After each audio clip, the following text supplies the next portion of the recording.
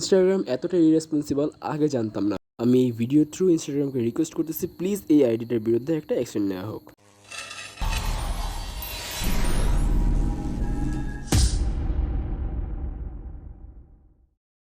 আসসালামু আলাইকুম এভরিওয়ান, আমি MDTA president and founder of ছায়াতারা।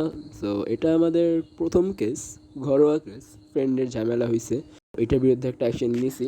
তো হয়েছে কি, আমার ফ্রেন্ডের নাম আর ছবি ইউজ করে একটা ফেক আইডি ওপেন হয়েছে। এমনটা প্রায় অনেকের সাথে ঘটে। ওর সাথে আমার অনেক বছর ধরে কোনো কথা হয় না, এত বছর পর সাডেনলি দেখা, তাও অদ্ভুতভাবে। যেই প্রাইভেটে পড়ি ওই প্রাইভেটে নতুন একজনের আসার কথা ছিল। এখন নতুন একজন যে ও সেটা জানতাম না। অ্যাট ফার্স্ট ইগো দেখায় কোনো কথা বলি নাই যে ও আমার সাথে কথা না বললে আমি ওর সাথে কেন কথা বলবো। পরে ফান করতে করতে ইগো যখন ভেঙে যায়, সাডেনলি আমার মেসেজ দিছে যে আমার একটা হেল্প দরকার, আমার নামে একটা ফেক আইডি ওপেন হয়েছে, একটু কিছু করতে পারবে কি না দেখ। যাই দেখি অবস্থা আসলেই খারাপ।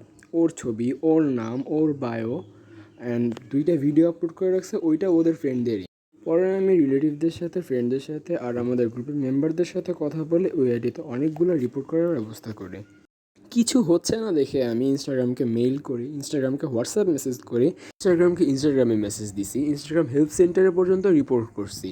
বাট এত কিছু করার পরেও ইনস্টাগ্রাম কোনো অ্যাকশনই নেয় নাই। বিষয়টা যদি নাম আর ছবি ইউজ করা পর্যন্ত থাকতো তাহলে কারো কোনো সমস্যাই ছিল না, কিন্তু সমস্যা হচ্ছে আইডি ইউজ করে র্যান্ডম ছেলেদেরকে মেসেজ দেওয়া হচ্ছে, ফ্লার্ট করা হচ্ছে। একটা মানুষের নাম খারাপ হচ্ছে ভাই। Please Instagram take an action against this ID and this type of ID as soon as possible. We request you, please do this. ছায়াতারার অফিসিয়াল মেম্বার হতে চাইলে তোমরা আমাদের সাথে যে কোনো জায়গায় কন্ট্যাক্ট করতে পারো, কমেন্ট বক্স হলেও কোনো সমস্যা নেই। শুধু তোমাদের একটা কষ্টই করতে হবে, তোমাদের বার্থ সার্টিফিকেটের একটা ফটোকপি আমাদের ইনবক্সে দিয়ে দিতে হবে।